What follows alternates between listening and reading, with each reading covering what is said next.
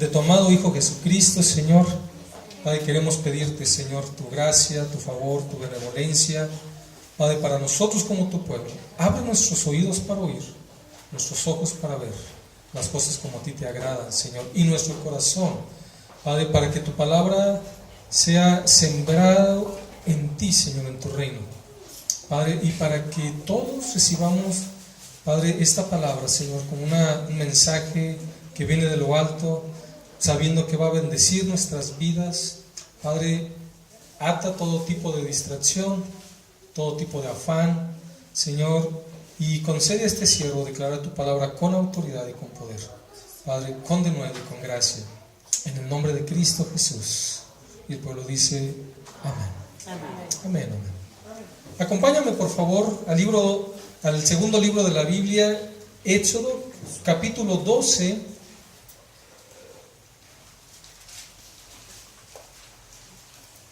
Éxodo capítulo 12.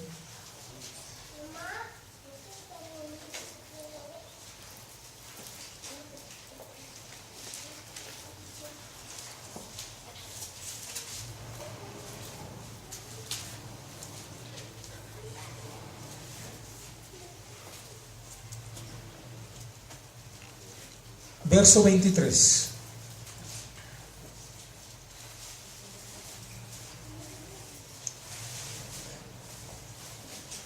Dice, porque Jehová pasará haciendo a los egipcios, hiriendo a los egipcios, y cuando vea la sangre en el dintel y en los dos postes, pasará Jehová a aquella puerta, y no dejará entrar al heridor en vuestras casas para herir. Voy a repetir el verso. Dice, porque Jehová pasará hiriendo a los egipcios, y cuando vea la sangre en el dintel y en los dos postes, pasará Jehová a aquella puerta, y no dejará entrar al heridor en vuestras casas para herir. A veces pronunciamos palabras que desconocemos. Aún como creyentes, como cristianos, declaramos la sangre del Cordero. Me cubro con la sangre del Cordero. ¿Alguien ha pronunciado esas palabras? Amén. ¿Sí? Yo creo que en algún momento dado lo hemos escuchado. ¿Sí? Sabemos que en la sangre del Cordero, ¿sí?, hay poder, hay una esencia, está la vida. Mas sin embargo, muy pocas veces escudriñamos, ¿verdad?, y nos atrevemos a inundar, a profundizar acerca de este pasaje o acerca de la sangre del Cordero.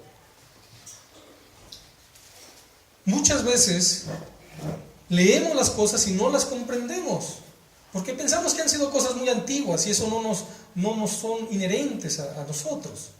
Pensamos que el Antiguo Testamento habla de algo viejo, pasado, antiguo, algo que ya no tiene valor. Aún mucha gente, ¿verdad?, se basa solamente en el Nuevo Testamento, desconociendo que el Nuevo Testamento no existiría si no se hubiera puesto el fundamento, ¿verdad?, en todos estos libros, ¿sí?, del Pentateuco, ¿verdad?, las cartas de los profetas, ¿sí?, que están incluidos en el Nuevo Testamento. La palabra de Dios, ¿sí?, nos habla aquí que Dios iba a hacer algo con el pueblo de Israel, pero que también iba a hacer algo con el pueblo, ¿sí?, en el cual ellos vivían prisioneros, Egipto. Dice aquí, porque Jehová pasará hiriendo a los egipcios. ¿Y qué representaría un egipcio para nuestro tiempo, o Egipto? Definitivamente representaría la esclavitud, o un sistema de esclavitud, donde hay alguien que gobierna, que se llama Faraón. Y el Faraón representa un gobierno esclavizante, o algo que te va a llevar siempre a una atadura y no a una libertad. Y cuando alguien vive esclavo, definitivamente podemos imaginarnos que no va a vivir ni en libertad y mucho menos en gozo o en alegría. Vivir en esclavitud es lo mismo que estar atado, encadenado, encarcelado, ¿sí?, y es exactamente lo mismo que no tener derecho a algo. No tienes derecho a ver la luz, no tienes derecho a la libertad. Entonces, aunque quieras, por más que te esfuerces, no vas a alcanzar lo que estás anhelando. Muchas veces Cuando escuchemos nosotros Egipto o Faraón, vamos a entender que es algo que está tejiendo, ¿sí?, una esclavitud más adelante. Curiosamente, el pecado es algo que esclaviza a la persona. Los vicios no son otra cosa sino una atadura que después se puede convertir en una cárcel, en una prisión de amargura, de tristeza. Hay personas esclavizadas con el enojo, con la frustración, con la amargura, y no pueden salir de ahí por más que lo intenten. Hay gente que trata de aparentar ser libre, tratando de obtener todo lo que quiere en este mundo. Las personas que son intransigentes, las personas que son demasiado autoritarias, que exigen, que gritan, no es otra cosa más que el reflejo de una persona que está prisionera de sus propias frustraciones. Es una persona que vive en amargura, y lo único que puede dar o lo único que puede proyectar es la amargura. Pero también este mismo pasaje del verso 23 nos habla acerca de que pasará hiriendo. Entonces hay una palabra más que tenemos que analizar antes de continuar, y es entender que es una herida. Y para no meterme en muchos vocablos escatológicos, ni hermenéuticos, te voy a decir que una herida es una separación.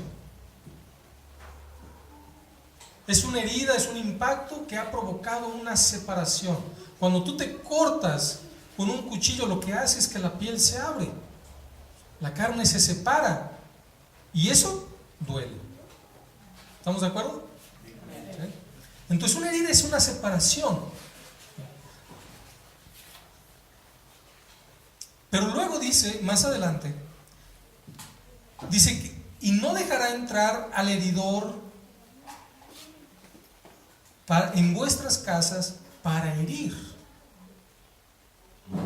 Esto significa que alguien puede traer el arma que puede herir, que puede separar, que puede provocar algo, ¿sí?, que al final de cuentas va a causar un dolor.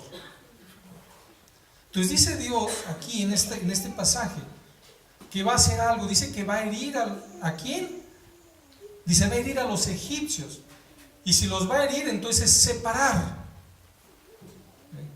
Pero al mismo tiempo dice, no permitirá que entre el heridor a la casa para herir, o sea, para separar.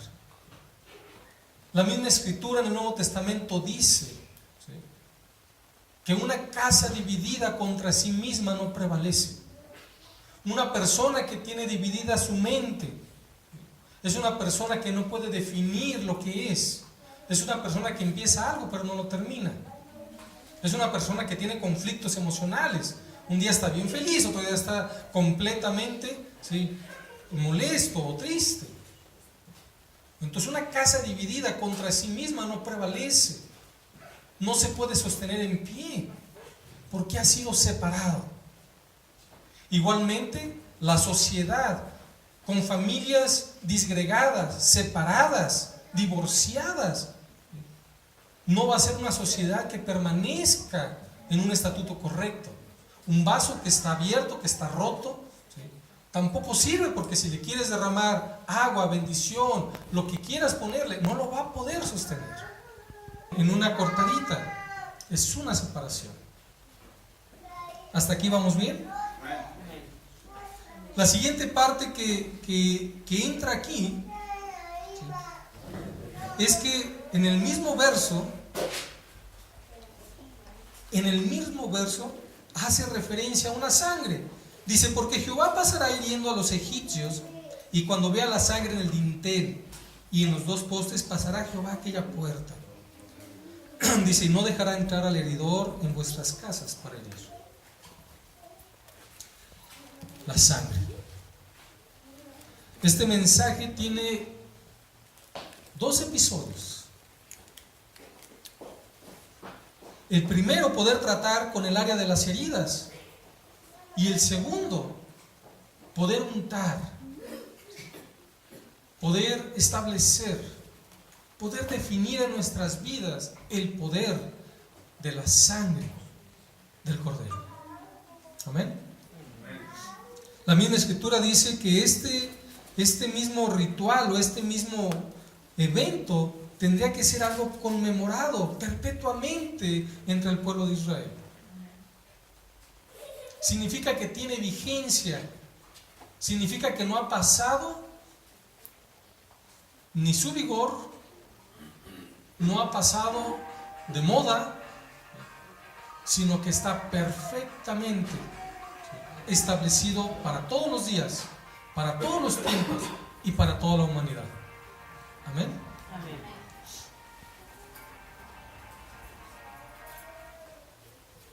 Acompáñame por favor al libro de Proverbios,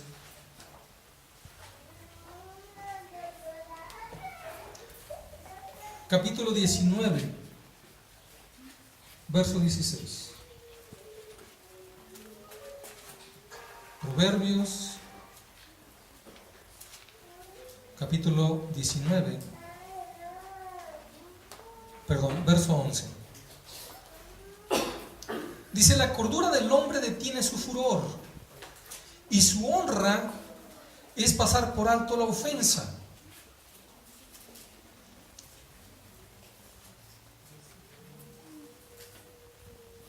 Otra vez, la cordura del hombre detiene su furor, y su honra es pasar por alto la ofensa.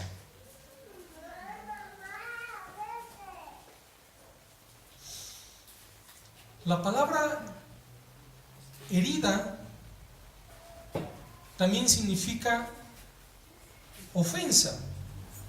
Y la ofensa es sinónimo de pecado, de error, de transgresión, de falta, de un abuso y muchas otras cosas más. Pero dice aquí claramente en este verso, la honra, alguien que tiene honra, es alguien que puede pasar por alto la ofensa. Y qué complicado es para el ser humano poder hacer esto a un lado. Qué complicado es para el ser humano deshacerse de estos detalles. No hay nada más destruidor que permitir que una ofensa prospere. No hay nada más desalentador para una pareja, para una sociedad, para un negocio, que la ofensa comience a dividir a su gente. Que el trabajador comience a trabajar para sus propios intereses. Que en una casa cada quien trabaje para sus propias conveniencias, sin importar la condición de los demás o sin importar la condición de la casa. Es lo mío y lo mío es mío. Es bien complicado para el ser humano, porque esto ha provocado las grandes guerras, las grandes divisiones. Cuando la Alemania se dividió, cuando hubo esas separaciones entre pueblos, cuando los alemanes dijeron, ¿sabes qué? Los judíos, ¿sí?, no son más que basura, hay que exterminarlos. Cuando los blancos se sintieron superiores a los de color negro, como si el color hiciera la diferencia. Separaciones tales como el que tiene del que no tiene, del que nació en abolengo, del que nació en escasez, del que tiene un carro, del que tiene dos, del que usa Ferrioni, ¿sí?, o del que compra ropa en Puerta de Hierro, y otro del que compra ropa, ¿sí?, en la Puerta de Fierro. El mundo ha puesto divisiones y ha señalado las diferencias. Incluso a veces a nivel familiar hay divisiones. Mi hijo, wow, lo máximo, el mejor. Y el otro, deberías de ser como tu hermano. Eso se llama división, eso se llama herida y esa es una ofensa. Y a veces crecemos con ofensas en el alma y en el corazón. Y se reproducen, que es lo malo. Se acrecientan y se multiplican. Y eso verdaderamente es lo que dice la Escritura, ¿sí? Yo lo que voy a hacer es que cuando la sangre del Cordero esté en tu casa, ¿sí?, pasaré por alto y el heridor, el ángel heridor, no podrá entrar para herir, no podrá entrar para ofender, ¿sí? es que si hicieras la comida como la hace mi mamá. Es que tú no planchas la ropa como yo la plancho. Es que, ¿sabes qué? Es que a mí siempre me acostumbraron a eso, ¿sí? Tú no sabes. ¿O qué te parece en la escuela? Siempre está la estrellita y el estrellado. Y están los demás que no cuentan para nada. Pero siempre hay esa clase. Clases sociales. Y eso se llama herida. Y esa es una ofensa. Lo más grave acerca de la ofensa es que es una transgresión de la ley. Y eso se llama pecado. Y el pecado nos separa de Dios. Y al estar separado de Dios perdemos los derechos a la bendición. La misma escritura dice que una pareja, ¿sí?, que está en discordia, una pareja que está en disputa, es una pareja que no puede ser bendecida porque sus oraciones no van a pasar del techo. Entonces cuando el enemigo ha entrado es porque están en contienda, ¿sí?, pero su oración no la va a escuchar Dios, no porque no la escuchen, sino porque perdieron el derecho. Dice, están divididos, ¿cómo les bendigo? Están divididos, ¿cómo les doy más? Están divididos, ¿cómo los prospero? Tú quieres ir a la derecha y tú a la izquierda.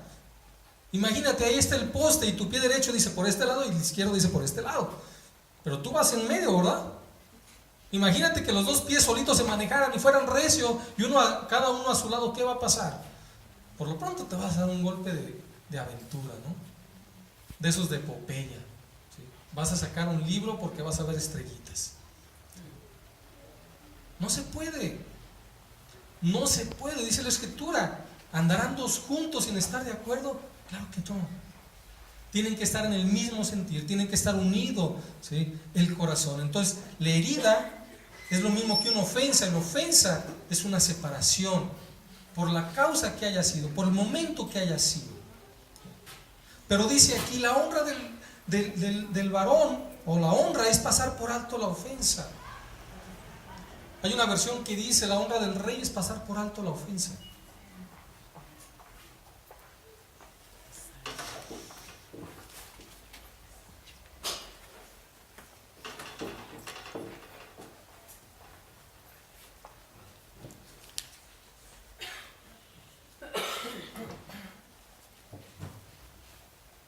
¿Por qué tenemos que pasar por alto la ofensa?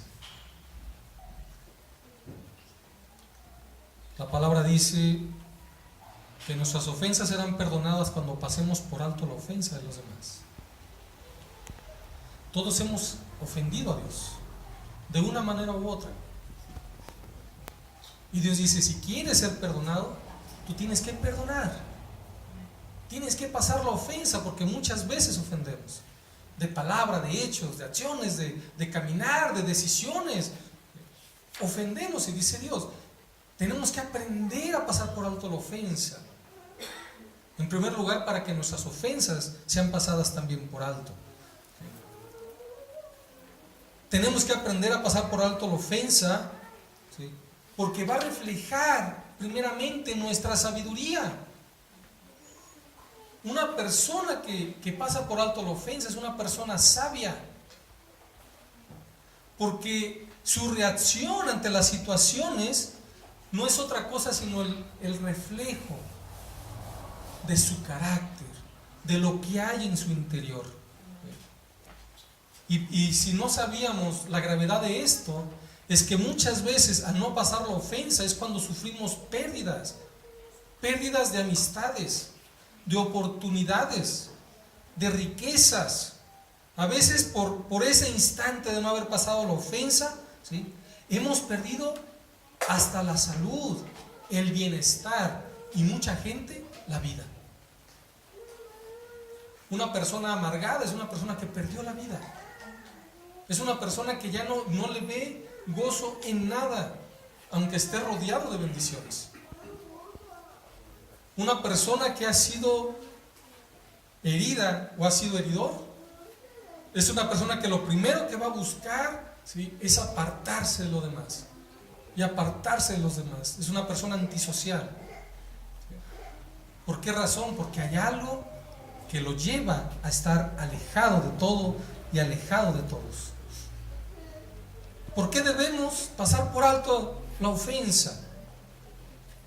Porque nos conviene, porque dice la misma escritura aquí, es honra, es motivo de honra. Y la honra tiene que ver, ¿sí?, y manifiesta también con quién andamos.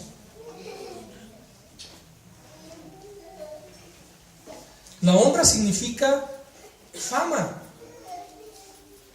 La honra significa que vas a recibir lo que estás acostumbrado a dar.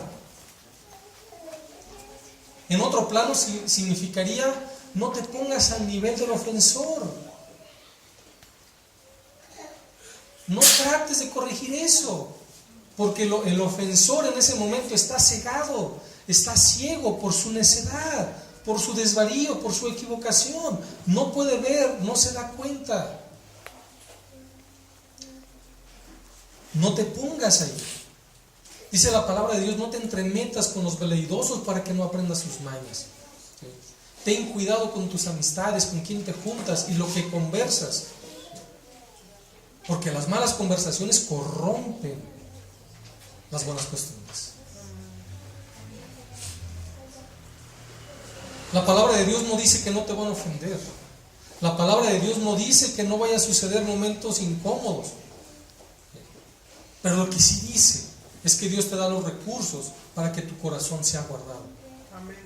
Pablo dice: hay una armadura que tú puedes colocar todos los días. El enemigo siempre te va a tirar dardos incendiados. ¿Para qué? Para que te enojes, para que te molestes.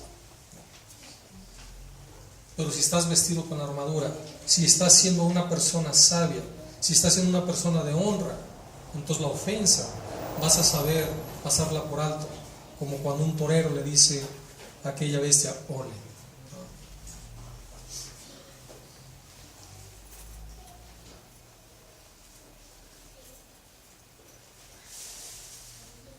A veces hay momentos bastante difíciles e incómodos.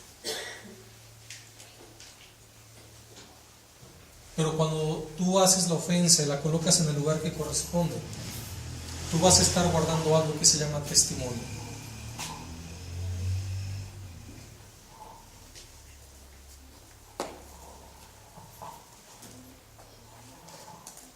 ¿Cuántos se necesitan para pelear?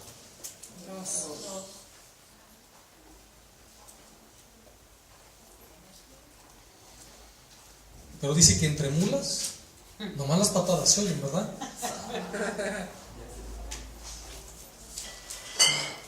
Hay otros más pesados, ¿sí? Dice que se pelean como perros y gatos.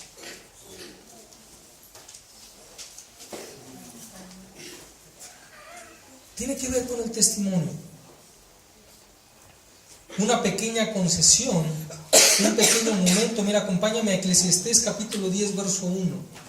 Allá adelantito de Proverbios está el libro de Eclesiastés capítulo 10, verso 1. Dice: las moscas muertas hacen heder y dar mal olor al perfume del perfumista. Así una pequeña locura al que es estimado como sabio y honorable. A veces es un instante, amado. Es un instante en el que te permites, cuando dices: tengo derecho, pero me va a huir. ¿Sí?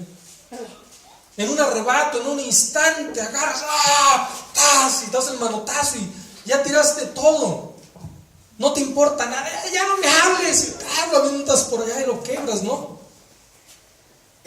La palabra de Dios dice: el pecador destruye mucho bien. Un pequeño momento, un pequeño instante.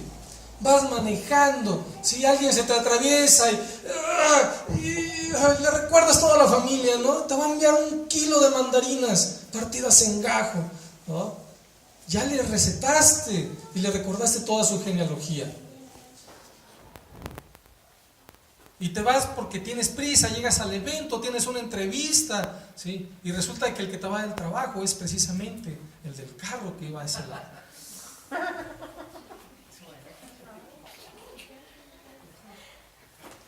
Lo que te voy a platicar no es mentira. Un día estaba un amigo que iba pasando una dama y era bueno para echar flores, pero esa vez se pasó de la raya.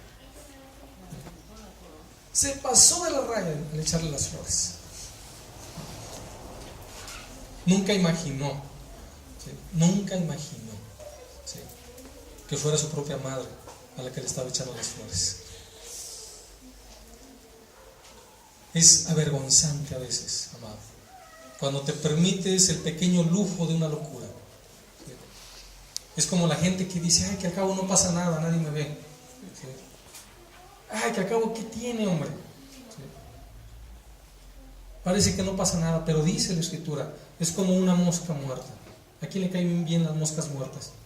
¿Verdad que nadie? No, mosquita muerta. Pero dice que hace heder. Ahí dice, ¿no? Claramente lo acabamos de leer. Dice, hacen heder y dar mal olor al perfume del perfumista. Cuando hueles algo mal, ¿cuál es tu reacción? Dime cuál es tu reacción. Quiero verlo. ¿Cómo le haces? ¿Qué haces?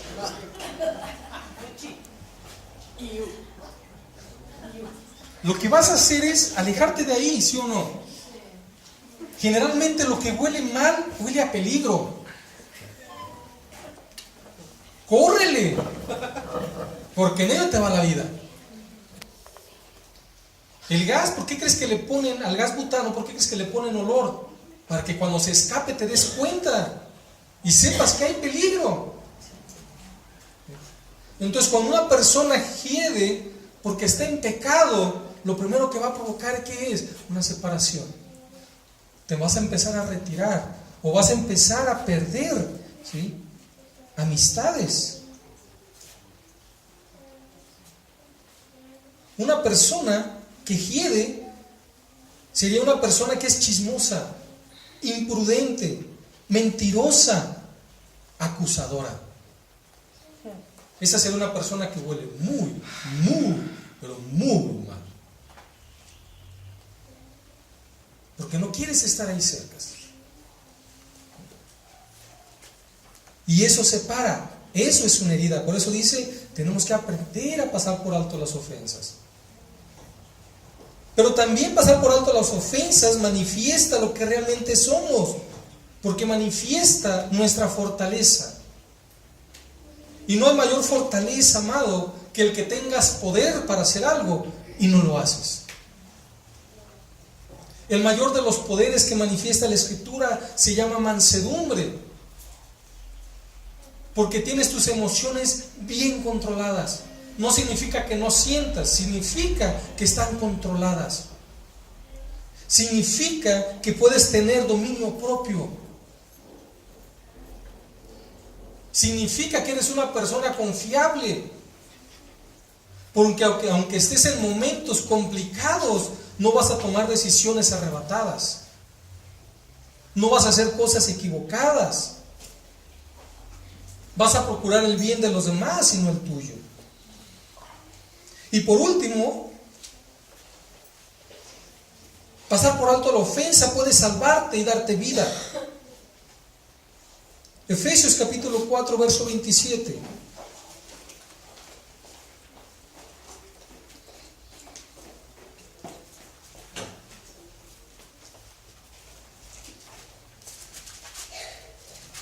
Pablo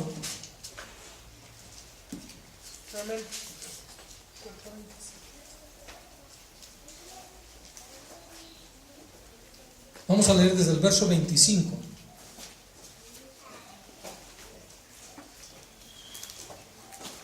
Dice, por lo cual, desechando la mentira, hablad verdad, cada uno con su prójimo, porque somos miembros los unos de los otros. Airaos, pero no pequéis. No se ponga el sol sobre vuestro enojo. Verso 27. Ni deis lugar. ¿A quién? Al diablo. Si no pasas por alto la ofensa, la herida, si le das más importancia de la que debe de llevar, El enemigo va a tomar ocasión en tu vida, en tu casa, en tu trabajo, en tus relaciones. Dice, no te dejes llevar si te están provocando. No le des demasiada importancia si te hicieron mala cara, te sacaron la lengua. Si porque hubo algo y no te invitaron. Tienes que aprender a guardar tu corazón, porque en ello te lleva la vida. Porque el enemigo no va a despreciar ni va a menospreciar la oportunidad. Si tú le abres la puerta, se va a meter. Pero si la sangre del Cordero está ahí, el enemigo no va a poder entrar para herir. Habrá momentos difíciles. Habrá momentos en que los acuerdos no estén como a ti te agraden. Habrá situaciones adversas. Para lo que dice Dios, la sangre del Cordero te va a cubrir para que el enemigo no te divida, no te destruya, no te separe. Qué importante, amados, es poder entender lo que la Escritura nos enseña. Reflexionar de tiempo en tiempo lo que nos quiere decir. Para que tu matrimonio, para que tu vida y tus negocios estén bien, tú necesitas entender que el problema no es la ofensa, el problema es de quien lo recibe. Es como un regalo. Tú decides si aceptas el regalo de la ofensa para que te hieran, ¿sí? O decides reírte de eso y decirle, no quiero tu regalito. Si somos sabios, si somos honrosos, si somos de testimonio, fortalecidos en el Señor, tendremos salvación y vida. Amén.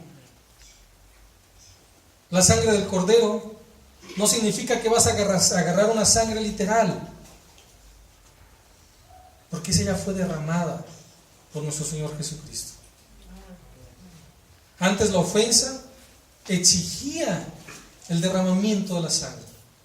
El pecado exigía vida por vida, pecado por vida. Tú pecabas, tú morías. No había exclusión, fueras quien fueras, hombre, mujer, anciano, niño.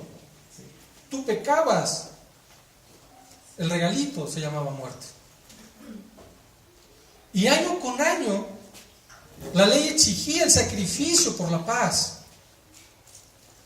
Exigía el sacrificio de un animal, de un buey, de un cordero, de un palomino, para pagar el precio por la culpa, por la libertad, para que hubiera paz entre Dios y los hombres. Pero la sangre del cordero, la sangre de los bueyes, de los animales, ¿sí?, podía limpiar si era acepto para Dios. Si el animal era sin defecto, sin mancha, podía limpiar al pueblo, ¿sí?, de sus pecados, de sus errores, de sus ofensas. Pero jamás podía quitar la raíz del pecado.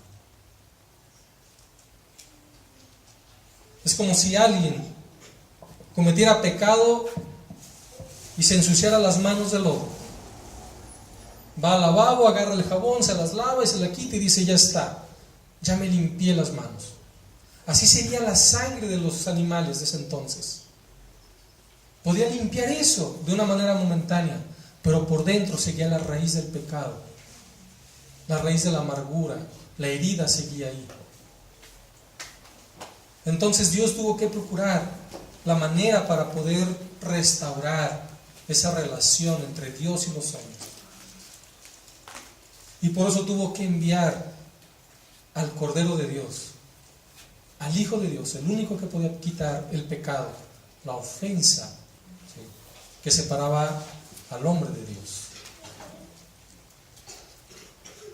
¿Hasta aquí vamos bien? Amén. Es la sangre del Cordero la única que nos puede limpiar.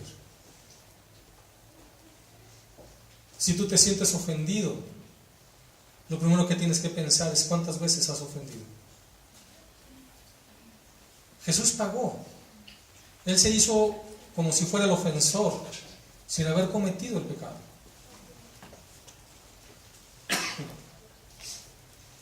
Las mayores tristezas y las mayores depresiones han sido por una herida no tratada a tiempo. La herida se infecta y después lo que sucede es que su pura pus, pura infección. Imagínate un corazón herido por una situación que no pudo entender, que no pudo comprender, la herida que hay ahí. ¿Qué va a salir de su corazón? ¿Qué sale de una herida infectada? ¿Y qué tiene la pus? Veneno, microbios, gusanos, pudrición, muerte.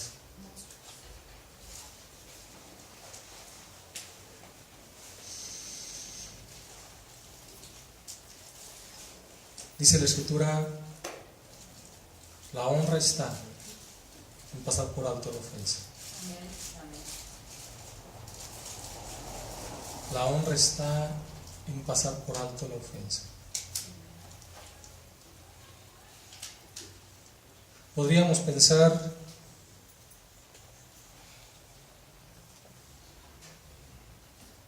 que podemos ir con ofensa u ofendiendo, que al cabo la sangre nos limpia. Pero quien ha tenido un encuentro con la sangre del Cordero, quien ha tenido un encuentro verdadero con la sangre preciosa del Cordero, deja de ser un heridor. Deja de ser una persona que recibe la ofensa. Es una persona que decide abrir la puerta para que la bendición entre y no la muerte. Amén.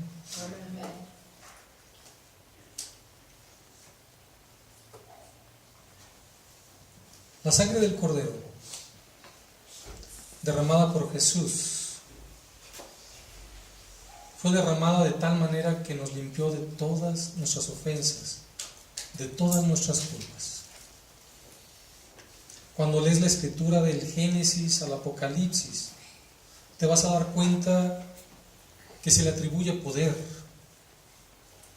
se le atribuye vida, se le atribuye lo que nada puede hacer.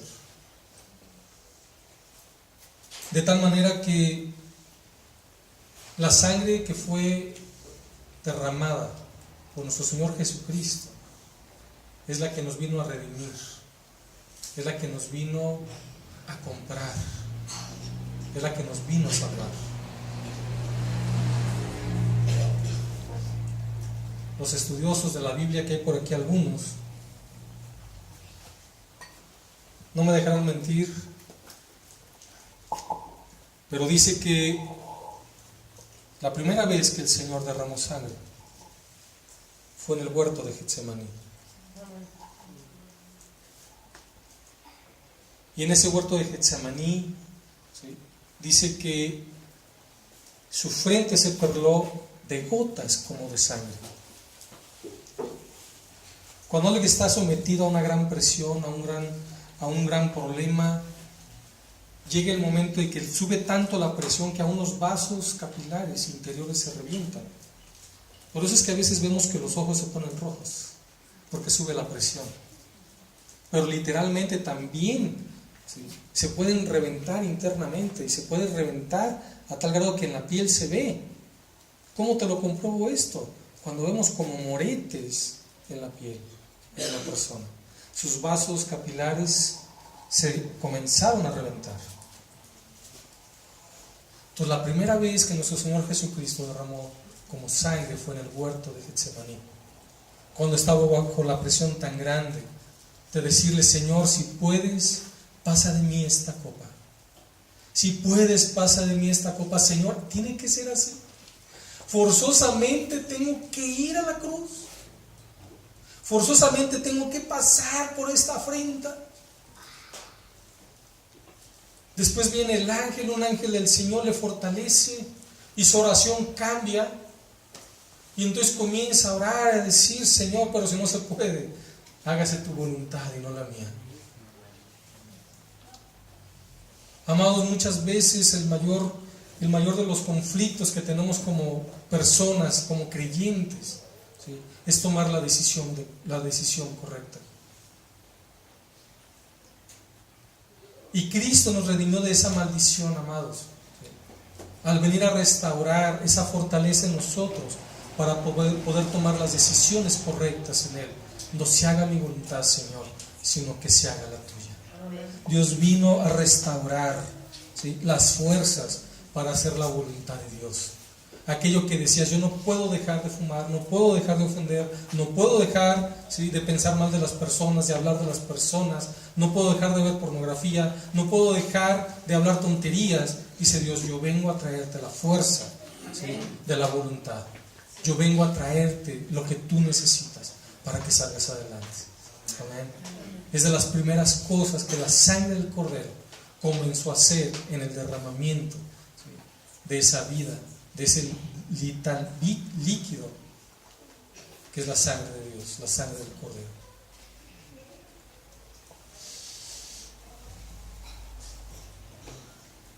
La segunda vez que vemos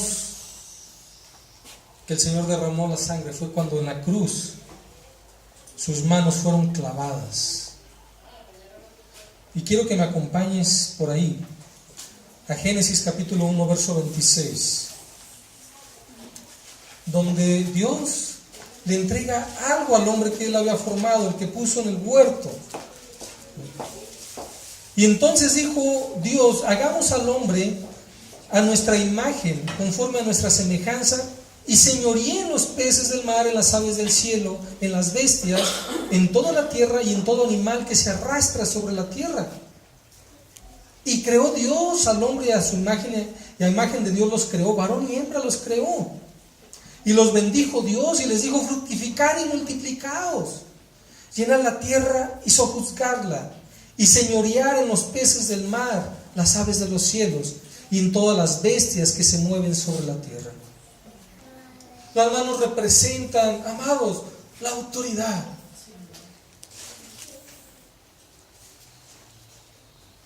La autoridad para hacer las cosas. Una autoridad que va más allá de lo que el hombre piensa. Autoridad no es aquel que se cree mucho. No es aquel que está sentado en una silla de lujo o en los primeros lugares. Autoridad es alguien que ha sido restaurado de aquello que se perdió en el huerto del Edén, aquello que el diablo se robó, el derecho a gobernar, el derecho a señorear. A veces la Escritura nos dice que había mancos y que Jesús sanaba a los mancos. Gente que no tenía autoridad la había perdido porque el enemigo se la había llevado. Para que el heridor no entre a nuestras casas, amados, la sangre tiene que estar vigente en nuestras vidas. No es algo que tienes que hacer rociándolo así. No es algo que tú tengas que untarte en tu vida y decir, es que tengo que ponerme sangre, sangre, sangre, sangre. Es algo más que una declaración de la sangre y la sangre del Cordero. Es algo que está en tu vida. Es algo que corre por tus venas. Es algo que te hace vivir la palabra de Dios y la voluntad de Dios. Alguien que ha restaurado tu autoridad. Porque puedes hacer algo malo, y en lugar de hacerlo, bendices. Jesús podía destruir.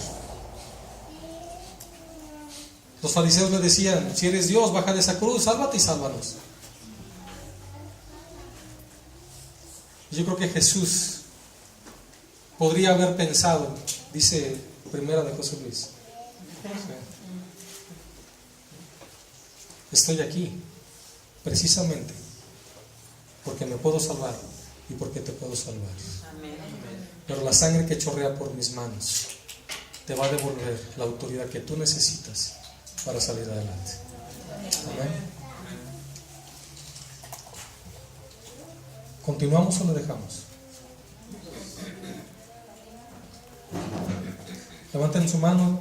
¿Quieren que continuemos o lo dejamos ahí? Amén. No me lleva mucho tiempo, 3 horas más y ya terminamos. Acompáñame a Josué, por favor, capítulo 1. Porque coincidirás conmigo de que la segunda parte donde brotó sangre de nuestro Señor Jesucristo fue cuando clavaron sus pies.